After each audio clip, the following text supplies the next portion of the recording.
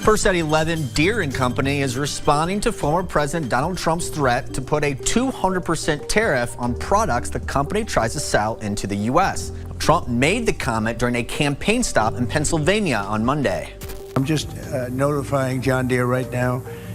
If you do that, we're putting a 200% tariff on everything that you want to sell into the United States. In a move that has sent shockwaves through rural America, John Deere has announced a massive overseas expansion that has former President Trump fuming. The iconic green and yellow tractors that have symbolized American farming for generations are now at the center of a high-stakes showdown that has farmers caught in the crossfire and Trump launching an all-out offensive against the company. For over a century, John Deere has been more than just a manufacturer. It's been the backbone of American agriculture, trusted by generations of farmers through wars, depressions, and dust bowls.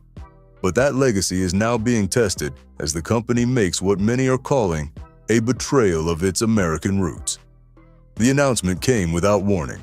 John Deere revealed plans to shift significant portions of its manufacturing operations overseas, a move they claim is essential to remain competitive in the global market. While executives frame it as a strategic necessity, Trump immediately branded it as nothing short of treason against American workers and the rural communities that have long supported both him and the company. At a packed rally, Trump didn't hold back, calling John Deere disloyal and promising devastating consequences. Any John Deere product made outside our borders will face a 200% tariff when they try to sell it back to Americans. I'm just notifying John Deere right now. If you do that, we're putting a 200% tariff on everything that you want to sell into the United States. He declared to thunderous applause, effectively promising to make the company's global strategy financially ruinous. The message was clear: defy America First policies and pay a steep price. But in a twist that few expected, John Deere didn't blink. Instead of backing down under the intense political pressure, the company doubled its commitment to global expansion. In a rare display of corporate defiance against political might, executives defended their decision as a necessary long-term strategy that transcends political cycles. We have employees and customers in over 130 countries, one executive stated firmly. Our number one goal is to make sure we're structuring our business appropriately as times change. You know, we have employees and customers in over 130 countries. We have operations located in around 30 countries where we have factories and offices. And our number one goal is to make sure that we're structuring our business in those markets as times change. Behind John Deere's unwavering stance lies cold economic reality. Skyrocketing domestic labor costs, increasingly stringent environmental regulations, and persistent supply chain issues have made exclusive American manufacturing increasingly unsustainable. Moreover, the explosive growth of agricultural markets in countries like Brazil, India, and China presents opportunities too valuable to ignore. Surrendering these emerging markets to competitors like Kubota or Mahindra would jeopardize John Deere's global dominance. Yet Trump's threatened tariffs create a dangerous complication. While designed to pressure the company into keeping operations domestic, they could trigger retaliatory measures from other nations, potentially pricing American-made John Deere equipment out of international markets altogether. The result would be a lose-lose scenario: higher prices for American farmers and reduced global market share for an American company.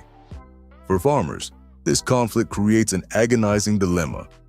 Many are part of Trump's loyal rural base and share his America First vision. Yet these same farmers depend on John Deere equipment for their livelihoods.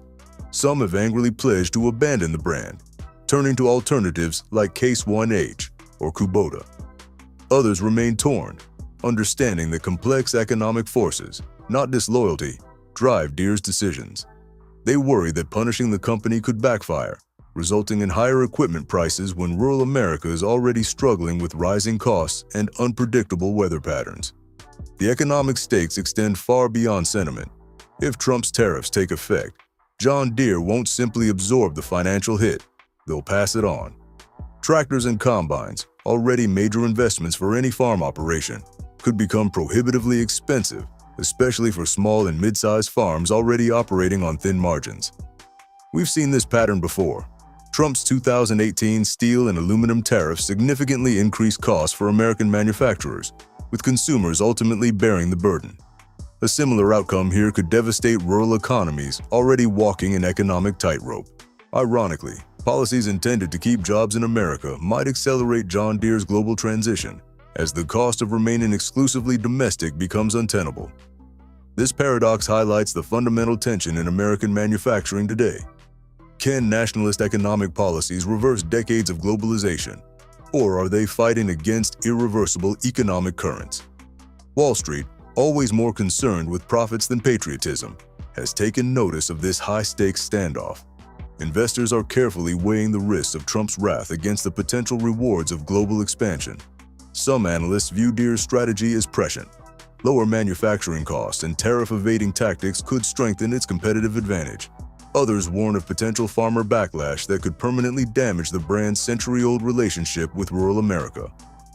For John Deere, the gamble is existential. Their overseas expansion could cement their status as the world's leading agricultural equipment manufacturer or unravel their special bond with American farmers. If Trump's supporters maintain a prolonged boycott, sales could plummet, creating openings for competitors to capture market share. However, history suggests that boycotts eventually fade. Brands like Nike and Starbucks have weathered similar political storms. But John Deere's dependence on a particularly patriotic, largely Trump-supporting customer base makes this a uniquely perilous situation. As this dramatic standoff continues, the agricultural equipment landscape faces transformation.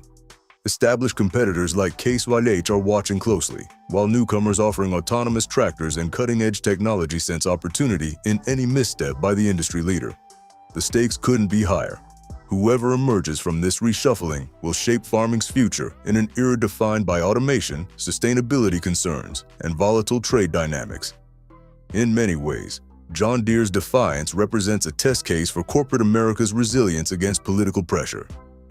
If the company successfully navigates this storm, other corporations might feel emboldened to prioritize global business strategies over domestic political considerations. If it stumbles, the resulting chill could discourage bold moves across American industry, with executives constantly looking over their shoulders for political repercussions.